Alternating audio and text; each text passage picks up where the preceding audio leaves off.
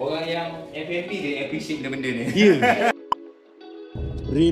Rembayung. Rembayung.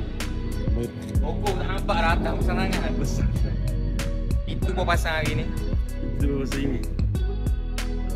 Datang. Ada tetamu.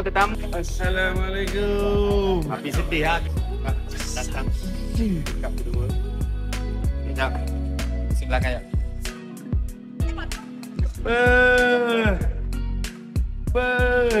Asyad. Tapi kita nak kita ni kau boleh nampak biru pokok pisang siang hari.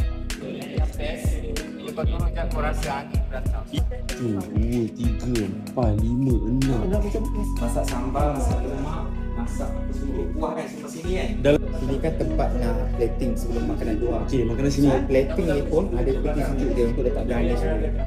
So garnish dia kekal fresh. Dia punya ulam, dia punya daun, rantan apa semua. Ini nanti. Aku daripada tadi pandang kecuhuk je.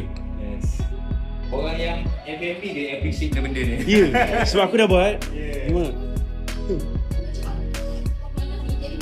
Bisnes anak Melayu yang patut kita banggakan. Korang boleh tengok kat depan bawah ni adalah Rembayung. Owner dia adalah seperti mana kita tahu sekarang memang tengah top dekat media sosial, iaitu Khairul Aming. Abang nak ucapkan tahniah, okey. Benda yang abang rasa bangga sangat-sangat, dia sangat-sangat bijak guys, okey. Secara tak langsung bila macam gini, kedai belum buka tapi dia dah hidupkan semua lampu, secara automatik korang boleh tengok dekat sana.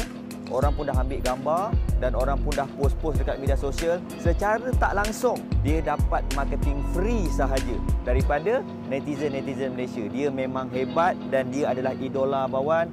Seorang anak Melayu yang masih muda, yang mempunyai matlamat yang jelas dan mempunyai strategi yang hebatlah bagi abawan. Okay?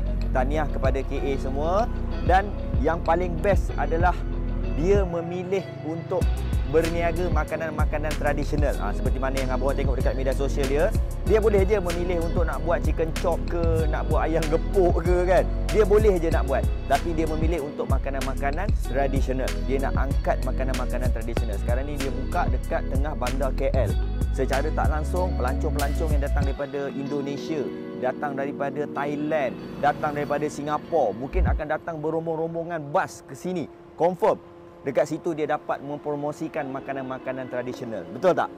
Kan? Dia memang bijak dan dia sentiasa support Malaysia punya produk sebab dia tahu dia asal daripada Malaysia. So begitu juga dengan number one, kita meniaga pisang goreng waktu malam. So kita membawakan makanan-makanan tradisional macam lemping, kita bawa cekodok pisang, kita bawa cekodok durian dan juga pisang goreng, keledek goreng. Itu dekat kedai bawah lah. Kita beroperasi daripada 3 petang sampai 11 malam. Right? Itu persamaan antara bawah dengan KA. Dua-dua nak membawakan makanan-makanan tradisional. Okay, guys. Jangan lupa support kita punya Rembayung.